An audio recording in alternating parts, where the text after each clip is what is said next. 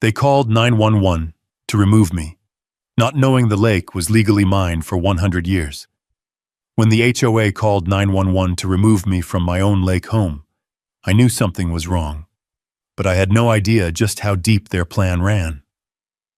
One quiet Montana afternoon turned into a full-blown standoff on my dock, and every choice I made after that pushed me closer to the truth they never wanted me to find. Stick with me and you'll see exactly how their power unraveled the moment I opened the right piece of paper. And hey, if you want more real stories about fighting back the right way, hit subscribe and stay with me by the water. I heard the cruiser before I saw it. Those slow, deliberate tires grinding over gravel, the sound cutting through the quiet Montana afternoon like a blade. Out on my porch, the lake was its usual self, calm, silver blue, barely rippled by the wind drifting down from the pines. But the peace ended the moment Deputy Cole Maddox's patrol SUV slid sideways across my driveway, blocking the only exit like he was preparing for a standoff. For a second, I just stood there with my coffee cooling in my hand, trying to make sense of the scene. His engine idled hard, lights flashing but the siren off, the red and blue strobe pulsing against the wooden posts of my father's old dock. Beyond him, framed in the dust cloud his tires had kicked up, stood Marcy Thornwell in her spotless white SUV, pearlescent paint, polished chrome, and a smirk sharp enough to cut rope. She didn't get out at first. She just watched. One manicured hand tapped her window like she was impatient for the show to start. Deputy Maddox stepped out, boots crunching, one hand resting near his holster, though he didn't grip it. "Afternoon, Evan," he said, but his voice carried the stiffness of someone acting under orders. Bad ones. "What's going on?" I asked, setting my mug on the porch rail. He adjusted his belt. "We received a report of a trespasser on HOA-controlled property." I blinked at him. "Trespasser? On my land?" That was Marcy's cue. She slid out of her SUV like she was stepping onto a stage, smoothing down the front of her HOA blue blazer. Her hair was ironed into a helmet of blonde perfection, not a strand out of place despite the breeze rolling off the lake. She carried a clipboard, of course, and strutted toward us like she was sheriff, judge, and executioner all in one. "Deputy," she said sweetly, "that's the man I told you about. He's occupying shoreline property that falls under Lakeshore HOA jurisdiction. He's been warned." Behind her, I noticed neighbors trickling in like spectators at a parade, holding phones up, whispering, angling for the best angle. Always the same handful. The couple from Aspen Loop who reported people for leaving Christmas lights up too long. The retired dentist who thought every bark of a dog was a public threat. And the trio of HOA loyalists who'd follow Marcy into a wildfire if she said it was regulation compliant. "Ma'am," I said, "this is my home." She let out a little laugh, the condescending kind she used on people she thought were uneducated or inconvenient. "Mr. Calder, we've discussed this. Your so-called lake home sits on a controlled shoreline easement. You do not have the right to occupy it without HOA authorization." She tilted her head. "And you refused our compliance review." My jaw locked. I'd been at this place since I was 8. My father had built half the beams with his own hands. My grandfather had cleared the shoreline himself with a borrowed tractor. I knew every board in that dock better than I knew most of the people in this county. Still, I kept my voice level. "I didn't refuse anything. I said I'd need to read the paperwork you shoved at me yesterday." Deputy Maddox cleared his throat. "Evan, I'm going to need to see your ID and any documentation showing ownership or lease rights." The humiliation hit hot, like stepping too close to a bonfire. The crowd leaned in. Phones rose even higher. Someone whispered, "He's done for." I reached into the drawer near the porch door, the one where Dad used to keep extra nails and old fishing tackle, and pulled out my wallet. Maddox checked my ID like he didn't already know me by first name. We'd sat at the same church picnic last August, for God's sake. All right, he said softly, almost apologetic. Do you have anything proving the structure belongs to you? Before I could answer, Marcy clicked her tongue. Deputy, this is really simple. The HOA bylaws, updated last quarter, state that any unapproved occupant may be removed by law enforcement. He's trespassing on common HOA land. Remove him. Ma'am, I didn't say— Remove him, she repeated, louder, planting her heels on my gravel like she owned it. I stared at her, at Deputy Maddox, at the neighbors recording my embarrassment. A slow burn curled through my chest. Not panic, not even anger yet. Just a steady awareness that something here was wrong. Deeply wrong. I stepped forward, calm as the lake behind me.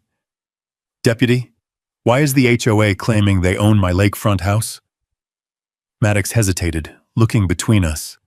The hesitation told me everything. Something was about to break open, and it wasn't going to be me.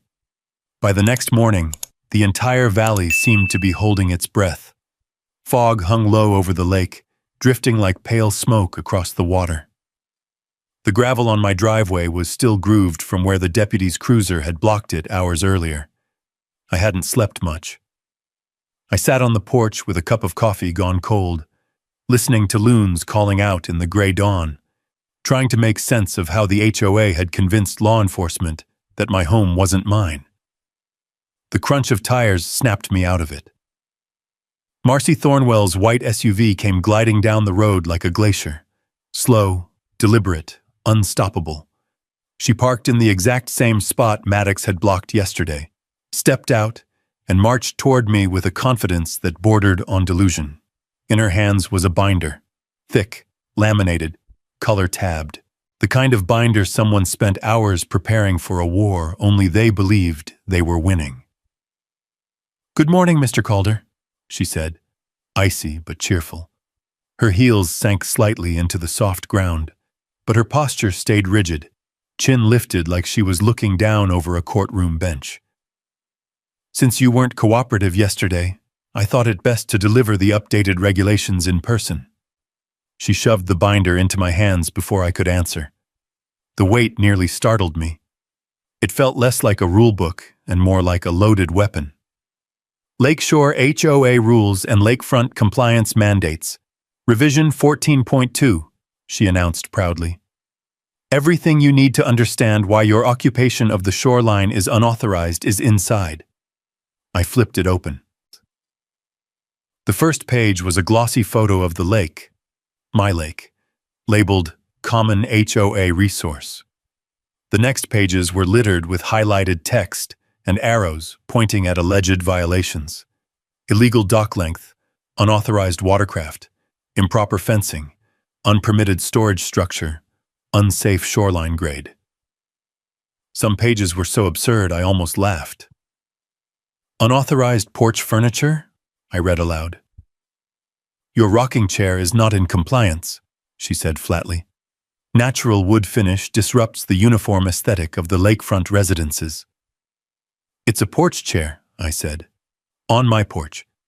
She smiled like I'd proven her point. And the porch sits on controlled shoreline. You are welcome to apply for an exception through the Architectural Harmony Committee. They meet quarterly. Marcy, this is ridiculous. Mr. Calder, she snapped. Your property was grandfathered incorrectly years ago. The HOA bylaws were updated recently to address such oversights. You're now under full HOA authority. The wind picked up, sending ripples across the lake and brushing pine needles against the dock. Cold air bit my fingers as I held the binder. I wasn't angry yet, just numb. Numb and increasingly suspicious. This house has been here since the 1950s, I said. My dad lived here before the HOA existed. Yes, she said sharply. And your father never had the proper approvals for lakefront compliance. We chose not to pursue enforcement during his later years. She said it like my father's illness was an inconvenience. But now that ownership has transferred to you, we will be correcting decades of non-compliance. A thin film of frost had settled on the railing beside me, glittering like shards of broken glass. For a second, I imagined slamming the binder shut so hard the frost would jump. Instead, I breathed in slow. "What do you want, Marcy?" I asked. Her expression didn't change, but her eyes did. A flicker, something sharp and hungry. "We want this shoreline managed properly, and that begins with removing unapproved structures and reassigning the area for community use." I stared at her. "You're trying to take my home." "Your structure is improperly situated on HOA land," she corrected. Her voice clipped, almost rehearsed. "You may remain on the property as long as you're compliant, but you cannot occupy what you do not own." That was the moment something clicked. The binder, the aggression, the sudden enforcement after years of nothing. This wasn't about compliance. It was about possession. "You seem pretty determined to get me off this land," I said, letting the words settle in the cold morning air. She pressed her lips into a thin smile. "Determination is simply following protocol." "No," I said quietly. "It's something else. You're hiding something." Marcy paused. A tiny pause, but enough. She recovered quickly, flipping her hair back over one shoulder. "That binder contains everything you need to know, Mr. Calder. Ignorance of compliance will not protect you from enforcement." She turned sharply, heels crunching on the frost-hardened gravel, and walked back to her SUV.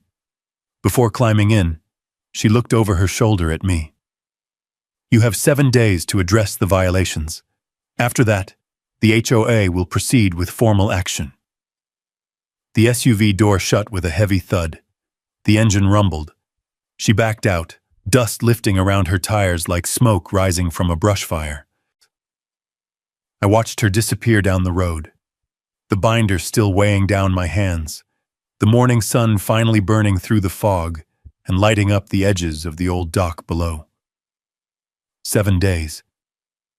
Dozens of violations. And a woman who was too invested in my removal to be acting out of a normal HOA agenda.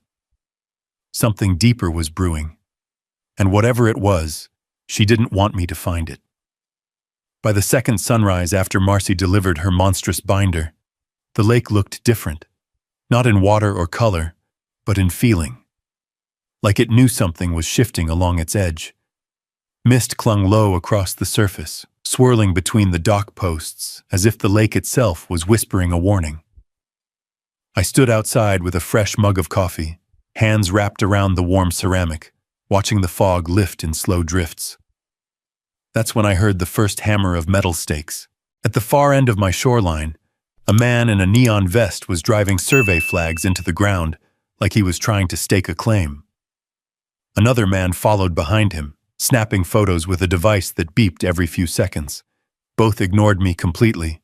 No greeting, no explanation, no permission asked. I set my coffee down and walked toward them, boots crunching on frozen pine needles. "Morning, fellas," I said, forcing civility. "Can I help you with something?" The man with the camera didn't look up. "HOA survey," he muttered around a toothpick. "Per order." "This is private property," I said. "You can't just show up and talk to the HOA," he interrupted, waving a piece of paper without stopping his beeping, snapping routine. "We're just here to mark the violations." The other guy hammered another stake so close to my boathouse, I could feel the vibration through the planks. The boathouse, my father's pride, stood dark from age but strong, the wood beams cured by decades of lake wind. Seeing strangers marking it like it was condemned stirred something tight in my chest. "What violations?" I asked sharply. "Shoreline grade, dock extension, tree hazards, unapproved fencing," he rattled off, pointing his hammer at each like a prosecutor outlining charges. "Standard stuff for non-compliant properties." Non-compliant. They said it like a curse. "We'll be done by noon," the toothpick man said. "We've got 3 more problem houses today." Problem houses. That's what they called the homes that didn't fit Marcy's vision of control. I watched them continue, powerless for the moment, anger simmering under my ribs. I took out my phone and filmed everything. Every stake, every photo, every trespass. When they finally left, the shoreline looked like a battlefield of thin orange flags stabbing out of the earth. A cold wind blew in from the north, rattling them so they whispered like warnings. By midday, the harassment ramped up. My mailbox clanged open as someone shoved in a thick wad of papers. Violation slips, all identical, printed in bold red letters. The pile was so heavy it forced the mailbox door to stay ajar, fluttering like a wounded bird. Unsafe vegetation. Visible watercraft, non-compliant porch fixture, unapproved exterior appearance, unauthorized occupation. The last one made my breath hitch. Unauthorized occupation. I was being written out of my own property by paperwork. As I sifted through the stack, I heard voices drifting down the road. A pair of neighbors were walking their dog, talking low, but not low enough. "That's him," one whispered. "The guy refusing the HOA. Heard he cussed out the president.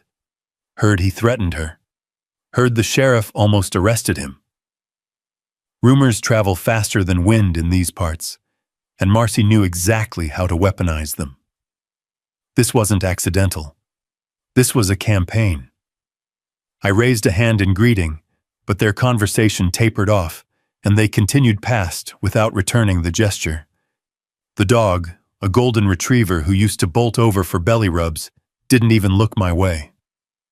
Isolation has a sound, and I was hearing it. By late afternoon, the air had warmed enough to melt the thin frost off the dock, leaving the boards slick and smelling of damp pine. I walked down to check on the trees the survey crew had marked. 5 of them, great big lodgepole pines, had orange circles around their trunks, numbers scrawled beneath. "Remove safety hazard." They were older than me, older than my father. Trees with roots deeper than any HOA charter. I knelt near one, ran my hand along its rough bark, and felt anger spark clean and hot. This wasn't about safety. This was intimidation dressed up as regulation. That's when I heard the crunch of tires again. I turned to see a pickup truck pull up, old, dented, driven by a man I'd seen once or twice around the valley but didn't know well. He was one of those quiet living types, beard thick, jacket patched from years of hard winters. "You, Evan?"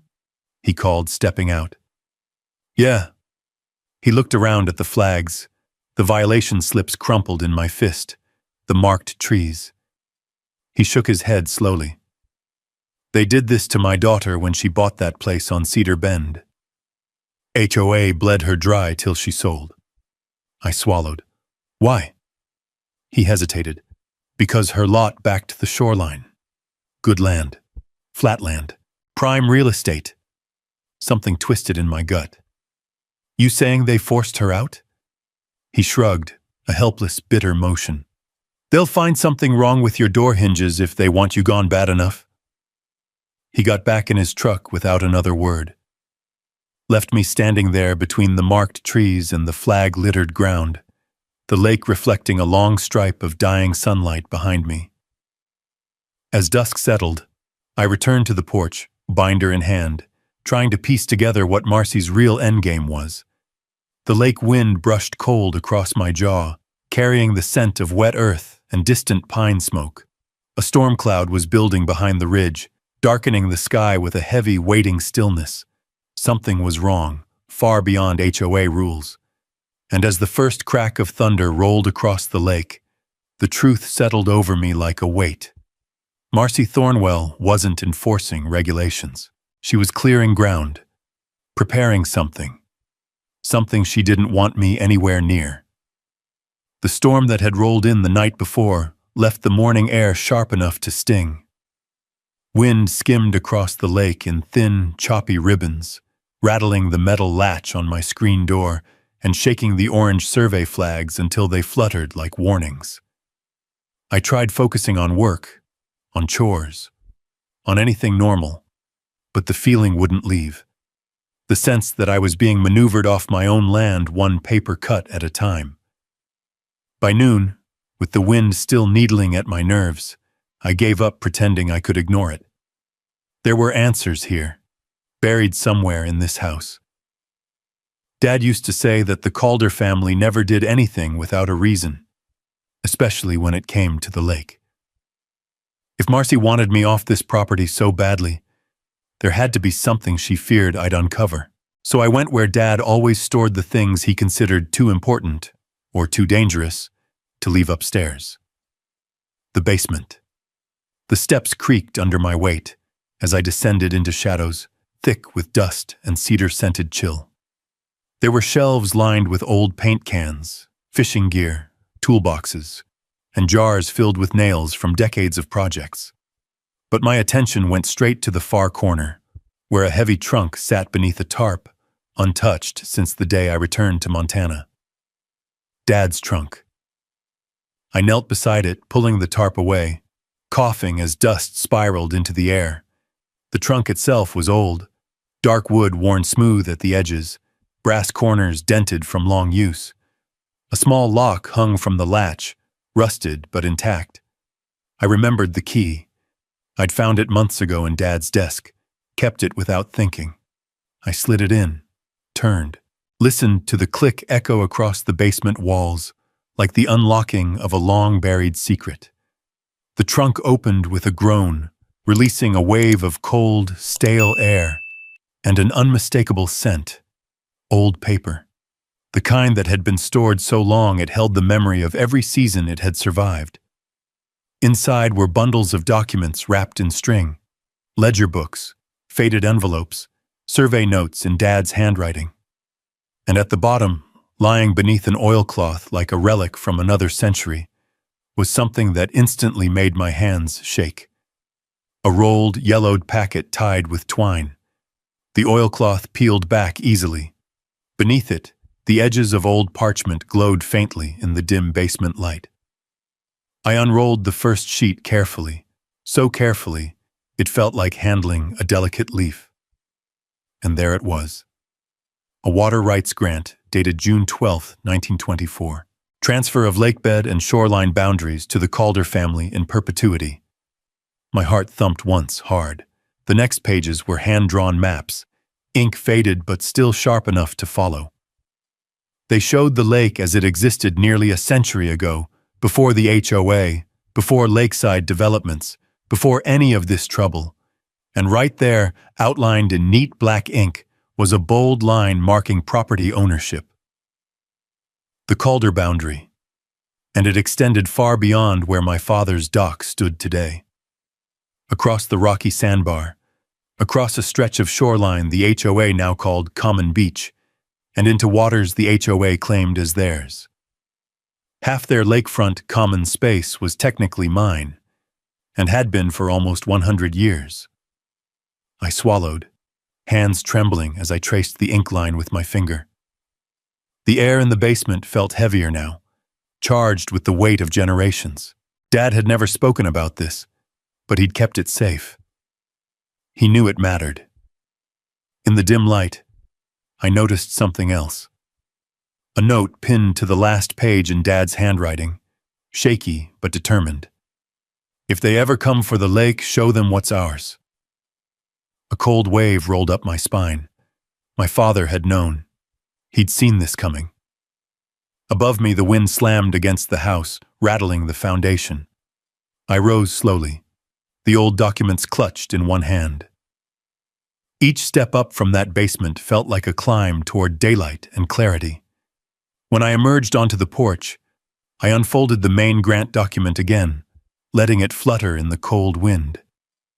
Sunlight struck its aged surface, lighting sections gold.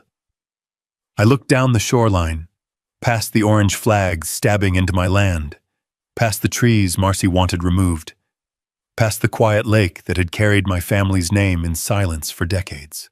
This wasn't about compliance. This wasn't about aesthetics. This wasn't even about power. It was about land. Land worth millions. Land the HOA desperately needed. Land I unknowingly owned. I exhaled slowly, the kind of exhale that felt like the first breath of a new fight. If this document was real, and everything about it said it was, then the HOA had no authority here. None. But the question struck me almost instantly, sharp enough to cut through the moment's triumph. If the Calders owned this lakebed outright, why was the HOA acting as if they did?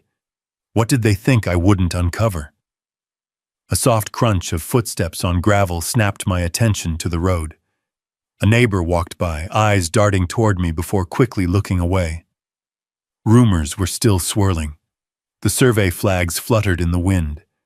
The violation slips cluttered the porch table like red warnings. I watched the lake. I watched the empty road. I felt the weight of the documents in my hands. And I knew one thing. Marcy Thornwell did not want me holding this, which meant she'd be back. And the next move wouldn't be subtle. The storm clouds from yesterday had broken apart by morning, leaving behind a sharp, brittle cold that settled over the valley like a second skin. Frost clung to the pine needles, the kind that sparkles under sunlight, but crunches under a boot heel, the kind that tells you winter isn't far. I stepped outside with the 1924 water rights grant tucked safely inside a weatherproof folder. The air was so still it felt staged. Even the lake was unusually quiet. The usual rolling breeze replaced by a watchful calm. The kind of quiet that happens before a breaking point. I didn't have to wait long. A sheriff's cruiser rolled around the bend, tires crunching over the frost, sunlight glinting off the windshield. Not fast, not loud, just a slow, deliberate approach that told me this wasn't a social call. Deputy Cole Maddox stepped out, hat pulled low, breath fogging as he closed the door behind him. He didn't walk with the same stiff, directive posture as before. Now he looked uncomfortable, like the badge on his chest carried a weight he hadn't asked for.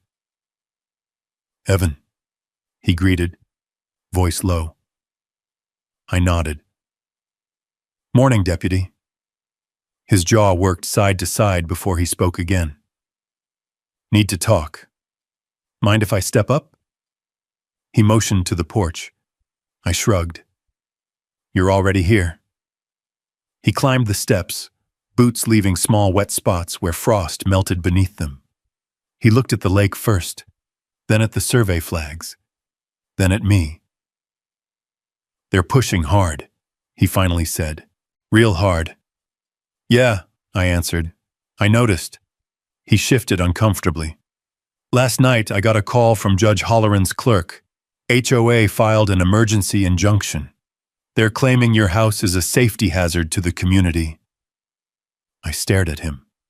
"A safety hazard?"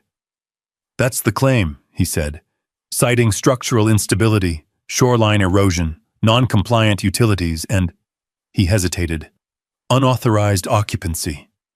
The phrase made my chest tight. I swallowed the bitter taste. Unauthorized occupancy of my own home. Maddox rubbed the back of his neck. "Look, I'm telling you this because I don't like how fast they're moving. Holloran is connected, plays golf with the HOA board, attends their little fundraisers. Marcy's got pull with half the county officials whether she deserves it or not." "So the judge is already leaning her way," I said quietly. "Let's just say," he muttered, "your hearing's on Monday. They're trying to fast-track orders to force you off the property until compliance can be reviewed. 3 days. 3 days before a judge could decide whether I was allowed to stand on my own family's land." "They'll send us to serve the papers soon," Maddox added, lowering his voice. "Probably tomorrow morning. They want a show. They want the neighbors to see you forced out." My fists clenched. The wind picked up a bit, colder than before, carrying a faint metallic tang off the lake. "Why?" I asked. "Why is she pushing so hard? This binder wasn't just a set of rules. It was an agenda." Maddox looked around as if expecting someone to be listening. Off the record, Evan? Off the badge? I nodded.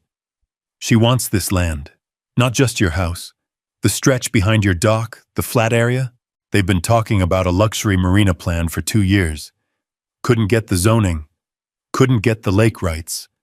Too expensive to buy from the county. It's not county land, I said quietly. It's Calder land. His eyes snapped back to mine.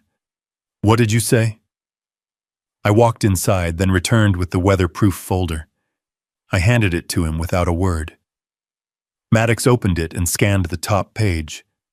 His brows pulled together. He flipped to the second page, then the third. His breathing slowed. You've got to be kidding me, he whispered. It's real, I said. Dad kept it hidden for a reason.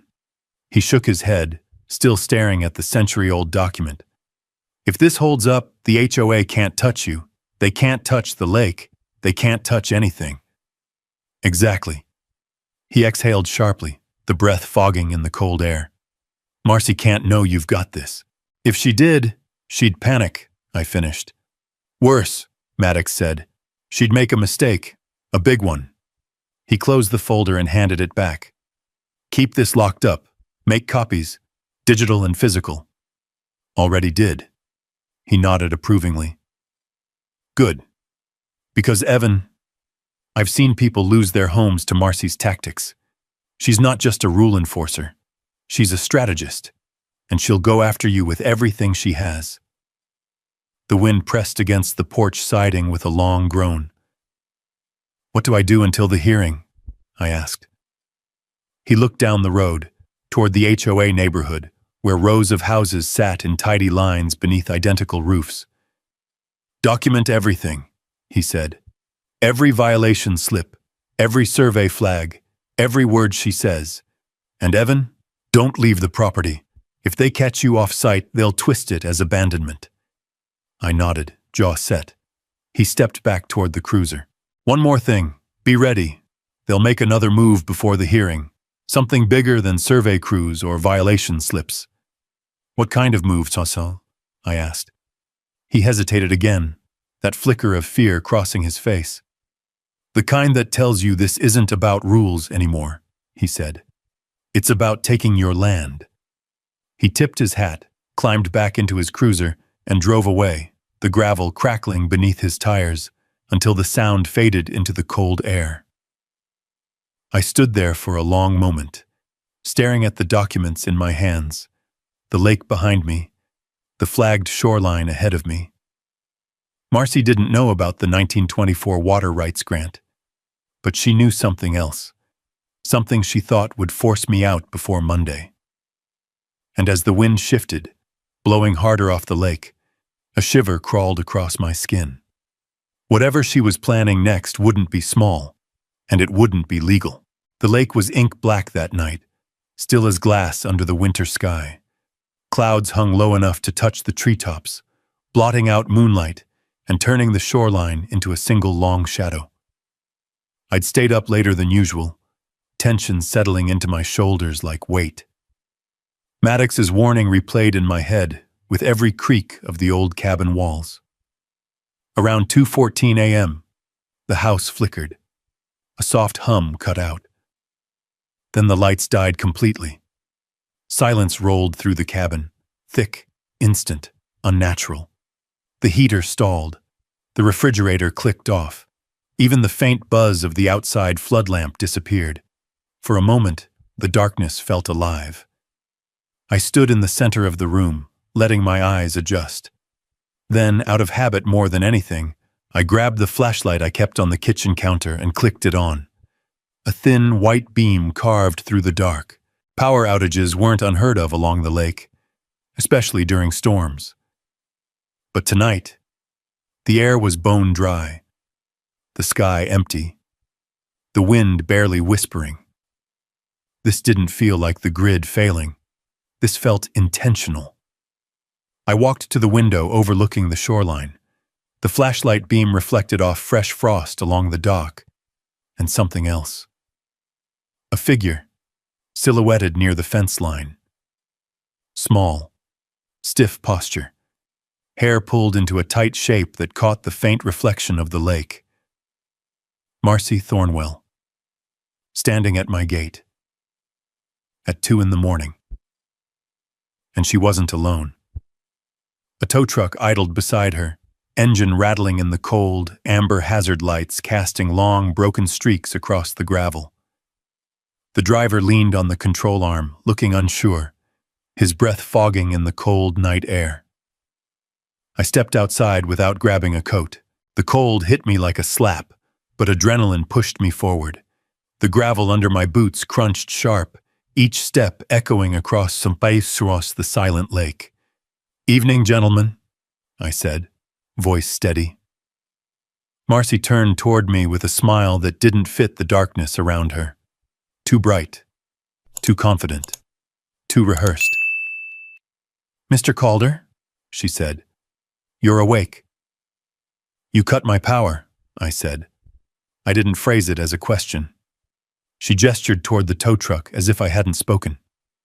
"Your boat is in violation of HOA regulation. It must be removed immediately for safety reasons. Failure to comply results in automatic impoundment." "It's 2 a.m. "And?" She shrugged lightly. "Deadlines don't disappear after dark." The tow truck driver shifted uncomfortably. "Ma'am, I don't usually do these kinds of calls." "Do your job," she snapped. I raised my phone. "Just to be clear," I said, tapping the record button, "you're towing my boat from my property in the middle of the night?" Her smile faltered. "Put that phone away. You don't have the right to record HOA enforcement." "Actually," I said calmly, "on private property, I have every right." The driver straightened abruptly. "Hold up," he said, glancing between us. "Private property? Ma'am, you told me this was HOA land." Her expression tightened. "It is HOA land. This entire shoreline is under our authority. The structure he calls a boathouse is a non-compliant hazard, and the watercraft is unauthorized." I held up the phone, recording her every word. "You're standing on Calder land," I said softly, "and you don't have the authority to be here." The driver stepped back from the control arm. "Yeah, I'm not touching this," he muttered. "I'm not getting dragged into a property dispute." "You're being paid," Marcy insisted. "This is a simple enforcement action. Hook the boat." "Ma'am, if this is his land, I could lose my license for trespass towing." "You're indemnified," she snapped. "The HOA takes full legal responsibility." "Then put it in writing," the driver said, crossing his arms. "Right now, on paper, with your signature. If you think I'm hooking up to someone's boat without proof, you're crazy." Her lips curled. "Don't be dramatic." That was the moment she noticed the severed main line.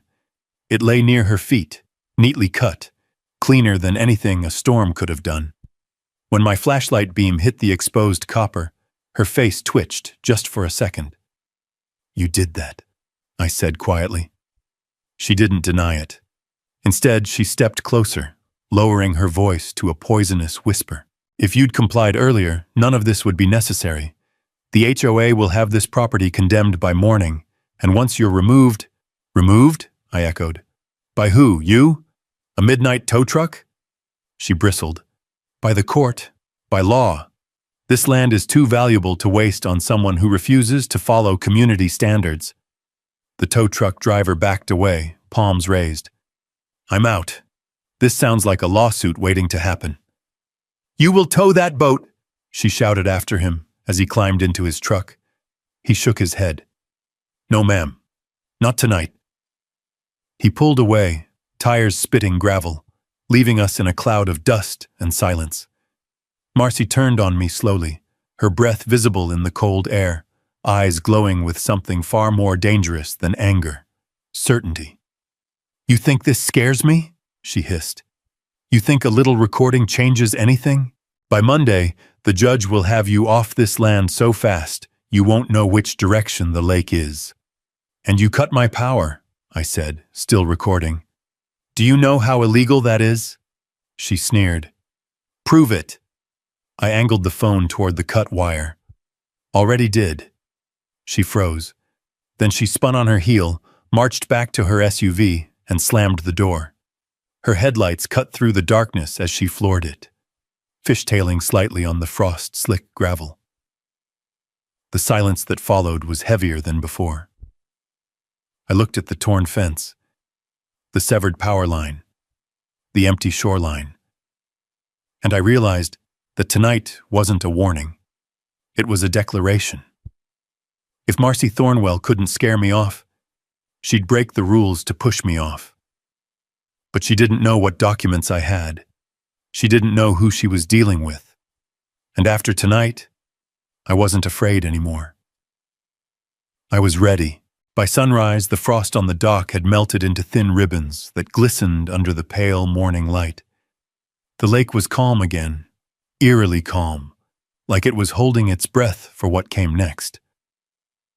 I stood on the porch with the 1924 water rights packet tucked under my arm, thinking through every angle, every detail, every move Marcy had made. She wasn't going to stop. But neither was I. My first call of the morning was to a name Maddox had given me weeks earlier, someone he said didn't flinch when facing county corruption, someone who specialized in real estate disputes and land rights battles across Montana, a lawyer with a reputation for being calm, surgical, and quietly devastating in the courtroom. Riley Hanover. Her voice answered on the second ring, measured, alert, like she'd been awake for hours. "This is Hanover." "Ms. Hanover," I said. "My name is Evan Calder. I was referred by Deputy Maddox." There was a brief pause. "He only refers clients when it's serious," she said. "Tell me what's going on." I gave her the short version. The midnight towing attempt. The cut power line. The HOA trying to evict me from property my family had owned since before the highway was paved. The emergency injunction. The violation slips. The 1924 water rights grant. There was silence on the line for a long, loaded moment. "Evan," she said finally, "I need to see those documents. Today. I can bring them to your office." "Better if I come to you," she said. "If what you're describing is accurate, you shouldn't risk being off the property before your hearing. HOA attorneys are known to twist that." A chill went up my spine. "How soon can you get here?" "An hour?" The call ended, and something in me unclenched for the first time in days. When she pulled up, her arrival was the opposite of Marcy's theatrical grand entrances. No polished SUV, no entourage. Just a dark green pickup truck, well-worn but well-kept, tires crunching over the gravel without hurry or spectacle. She climbed out with a leather satchel over her shoulder, wearing a charcoal coat and boots that had seen more courtrooms than fields. "Mr. Calder?" she asked as she approached the porch. "Evan," I corrected. "Thank you for coming." She nodded once, assessing the property with a quick, practiced glance. The violations taped to my door, the survey flags in the yard, the cut power line still draped like a torn limb. Then she stepped inside and we spread the documents across my kitchen table. Morning sunlight filtered through the windows, catching on the old parchment edges like they were built from gold leaf. Riley slipped on her glasses and studied the grant for a long time without speaking. I watched her expression shift steadily, from interest to focus to the faintest flicker of something sharper. She looked up. "Evan," she said quietly, "this isn't just strong. This is definitive. The Calder family didn't just own part of the lake. They owned, and still own, the entire shoreline boundary. The HOA has no jurisdiction here. None." I exhaled a breath I didn't realize I'd been holding. "What about the common beach?" I asked. "Yours," she said. "The boat launch they built 5 years ago? On your land. The community dock they put up last summer?" She tapped the map. "Right here, squarely within the Calder survey lines." My heart thudded once, a heavy, grounding sound. She leaned back, folding her arms. The HOA has been illegally asserting authority over land they never owned, never leased, and had no right to manage. And based on the harassment you've described, they're acting like they know you're close to uncovering something. They are, I said. But why now? Why push so aggressively? She slid another document across the table, something she had pulled from her satchel earlier. Because of this. It was a planning map, a set of architectural renderings, a high-end marina proposal stamped Lakeshore Premier Villas Development, Phase 1. My stomach tightened. Where did you get this? Public record, she said. Filed 3 months ago. Denied by the county due to water rights ambiguity and shoreline ownership concerns. The HOA argued they controlled the land. But they don't, I said. Correct. And they knew a rightful owner might surface. Someone like you. The realization hit hard. They're trying to clear me out before Monday. Exactly. She began collecting the documents, organizing them with deliberate care.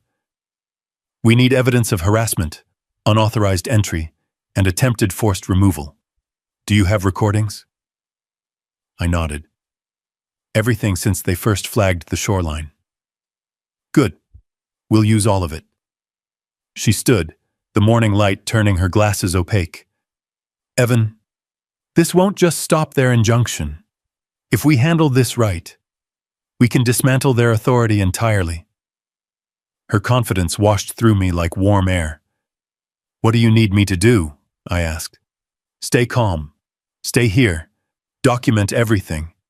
And do not, under any circumstances, confront them directly. I haven't. That's good, because if they escalate, and they will, we need them to do it on camera. She walked to the porch, surveying the lake again, her coat fluttering in the breeze. This land carries history, she murmured. Your family protected it for generations. Now it's your turn. She turned back to me. I'll see you at the courthouse Monday morning. And Evan? Yeah?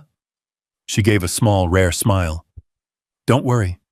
The HOA has no idea what's coming.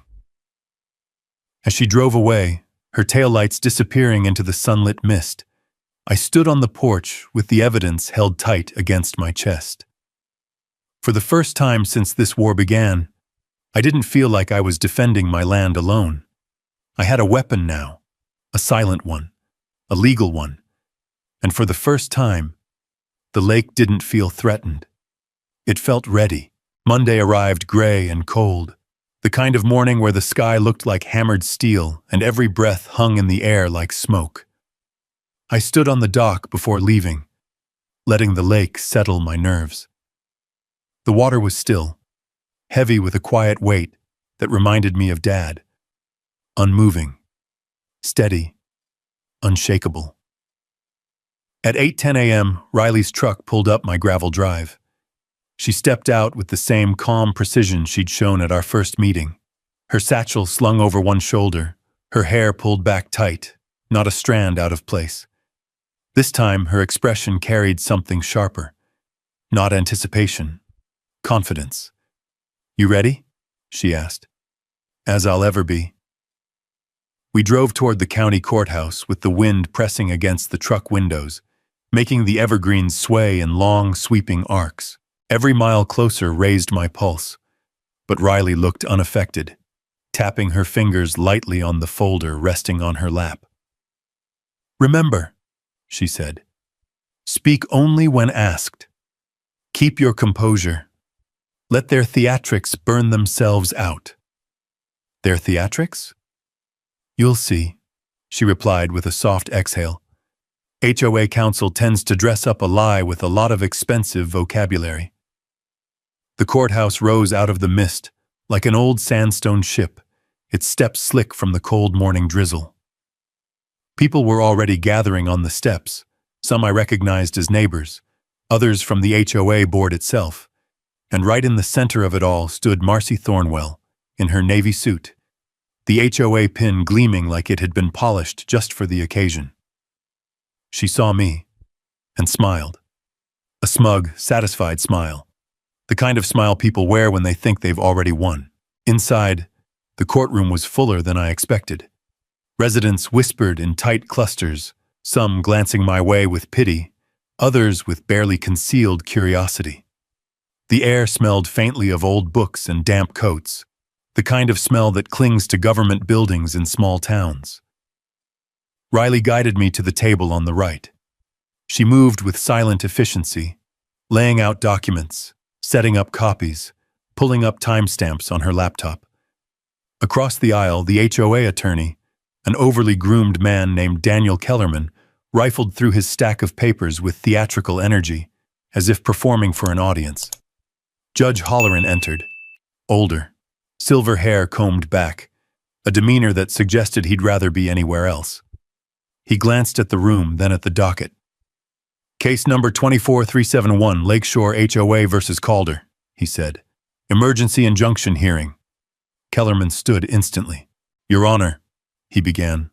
My clients, the Lakeshore Homeowners Association, seek immediate removal of Mr. Calder from the unsafe, non-compliant structure he is currently occupying.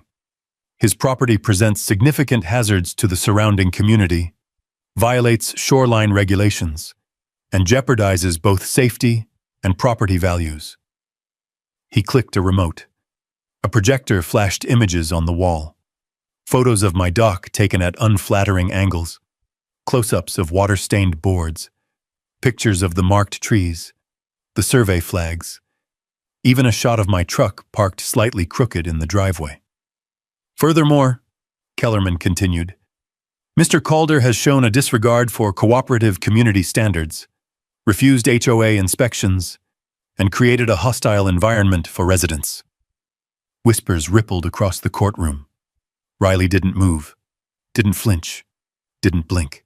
When Kellerman finished, he sat with the kind of smug air that said he believed his showmanship had carried the day. The judge turned to Riley. Ms. Hanover, your response? Riley stood slowly, smoothing her coat with one hand, her composure the perfect counterpoint to Kellerman's theatrics. Your Honor, she said, voice even, before I address these allegations, I need to enter into evidence a series of documents that redefine the context of this entire case. She handed a thick folder to the bailiff, who delivered copies to the judge and opposing counsel. These, she said, are the original water rights documents and shoreline ownership grants for the Calder property, dated 1924, authenticated, notarized, and maintained through subsequent county records. These documents show that the Calder family does not occupy HOA-controlled land. They own the lakebed, shoreline, and surrounding boundaries, in full, and have since before the HOA development existed. The courtroom went silent. Dead silent. Kellerman blinked, stunned. Marcy stiffened. Riley continued.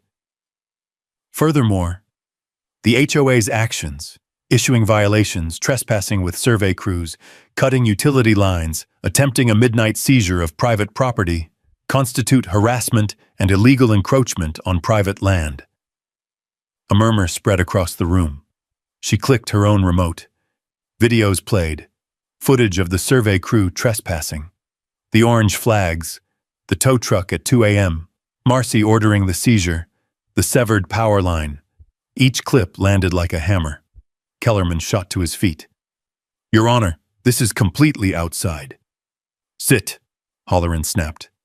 He sat. Riley continued calmly. In addition, Exhibit D shows the HOA has filed plans for a luxury marina on what they claim is community shoreline. Those plans are not only misleading, they're illegal. The land in question has never belonged to the HOA. It belongs to the Calder estate. Riley paused. Her next words sliced through the courtroom like cold steel. The HOA has knowingly operated under false jurisdiction. Gasps, whispers, a stifled curse from somewhere in the back. Marcy stood abruptly. This is absurd. These documents are outdated. They can't— Ms. Thornwell, the judge warned. You'll wait your turn. She sat, hands trembling. Judge Holleran flipped through the documents with growing concern, his eyebrows knitting deeper. This is quite serious, he murmured. Kellerman leaned forward urgently. Your Honor, these claims need verification. You filed for an emergency ruling, the judge said sharply. If you wanted more time to prepare, you should not have weaponized the expedited hearing process. The courtroom froze. The judge looked directly at me. Mr. Calder, he said, until I review the validity of these documents, no enforcement action may be taken against you. Relief washed through me, but it wasn't victory yet. The room held its breath as Holleran closed the folder, face pale. We will recess for 15 minutes, he said. But the way he stood, the stiffness in his shoulders, the worry in his eyes, told me this wouldn't be a simple recess. Something about the Calder documents rattled him, deeply, and as the judge disappeared into his chambers, the courtroom buzzed with shock. The tide had shifted. For the first time, Marcy wasn't smiling. When Judge Holleran returned from recess, the entire courtroom seemed to lean forward as one. The air had changed, thicker, heavier, holding the kind of tension that settles in the rafters before a thunderstorm. Even the lights seemed dimmer, as if they, too, sensed something had broken loose behind the judge's closed door. Holleran's face told the story before he spoke. He looked pale beneath the courtroom fluorescence, eyes narrowed with the weight of something he couldn't easily dismiss. He carried the folder of Calder documents with both hands, as if its contents were fragile, but also dangerous. He cleared his throat. Be seated. Everyone obeyed in a wave of shifting wood and rustling coats. The judge adjusted his glasses, gazed down at the papers, then slowly looked up. These documents are legitimate, he said. You could have heard a pine needle drop. The 1924 water rights grant is authenticated through county records, he continued. The survey maps align with historical land use filings, and the Calder family's ownership of the lakebed and shoreline predates the creation of the Lakeshore HOA by nearly 70 years. A whisper rippled across the courtroom. Shock, disbelief, maybe even a little fear. Riley stood, calm as stone. Judge Holleran's gaze slid toward the HOA side, stopping squarely on Marcy Thornwell. Mrs. Thornwell, can you provide documentation showing the HOA's authority supersedes or nullifies these rights? Marcy rose too quickly. Her voice trembled. Your Honor, these claims are being blown out of proportion. Those documents are ancient, irrelevant to modern governance. Our bylaws clearly outline that. Your bylaws, Holleran interrupted, do not override historical land ownership. Her cheeks flushed a deep red. But the HOA has managed this shoreline for decades. These documents are... they're technicalities. Land rights, Holleran said sharply, are not technicalities. Kellerman leaped up as if trying to salvage the moment. Your Honor, I insist we file motions to delay. This is procedural ambush. You filed for an emergency injunction, the judge snapped. You don't get to demand delays now that the facts aren't in your favor. The lawyer sat down slowly. Marcy didn't. Her breathing became shallow, jaw tight, and I could see the moment reality cracked through her armor. Her fingers dug into the table edge hard enough to whiten her knuckles. Judge Holleran continued. Furthermore, the evidence presented by Mr. Calder, including recorded incidents of harassment, unauthorized entry, and attempts to seize property, raises serious legal concerns. He turned another page. But there is something else. He set the folder down, folded his hands. I reviewed county planning files during recess. The HOA recently attempted to file a redevelopment plan for a large-scale marina project. Gasps spread through the room like sparks catching dry brush. Holleran nodded.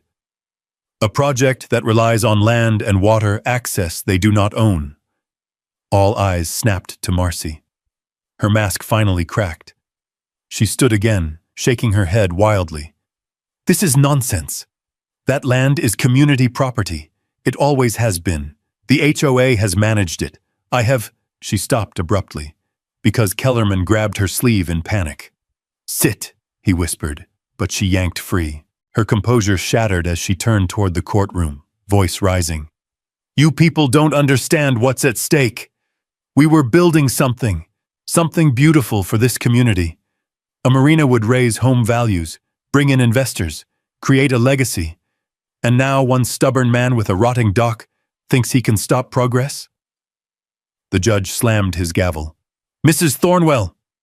She ignored him, pointing at me with trembling fury. "He doesn't care about this neighborhood. He doesn't care about anyone. He's just hiding behind dusty papers because—" "Mrs. Thornwell!" Holloran's voice boomed through the chamber. "You are out of order!" But she wasn't finished. Her voice sharpened into a kind of desperate, unhinged confession. "He was never supposed to get those documents," she shouted. "We knew his father kept files. We knew something existed that could ruin everything. We just had to move before he found it." Dead silence. Even her own lawyer stared at her as if seeing her for the first time. Riley leaned toward me, whispering, "She just admitted premeditated harassment on the record." Holloran's face hardened. "Mrs. Thornwell, did you or the HOA board knowingly attempt to force Mr. Calder from his property?" Marcy's eyes darted wildly. I decline to answer." "You're refusing under oath?" "I plead the fifth." Her voice shook. A collective gasp swept through the gallery. Pleading the fifth in a civil case was almost always a nail in the coffin. Holloran leaned back slowly. "Then I have no choice." He turned to the clerk. "Record Mrs. Thornwell's refusal. It will be entered as adverse inference." Marcy dropped into her seat like the ground had given out beneath her. The judge took a long breath before delivering the next blow. "Effective immediately, the emergency injunction against Mr. Calder is denied." He flipped another page. "All HOA citations and fines against the Calder property are voided." Another page. "And the HOA must produce a full accounting of all shoreline-related expenditures, development plans, and internal communications for the past 5 years." He paused, looking directly at the HOA table. "And this court is referring the matter to the county attorney for investigation into potential fraud, extortion, and misuse of authority." The room erupted in whispers, shock rolling through the benches like a tidal wave. Marcy looked at me with raw hatred. But beneath it, fear. A real, primal fear. For the first time, she understood she wasn't the predator. She was the prey. Riley closed her folder gently, her expression unreadable. "It's over," she whispered.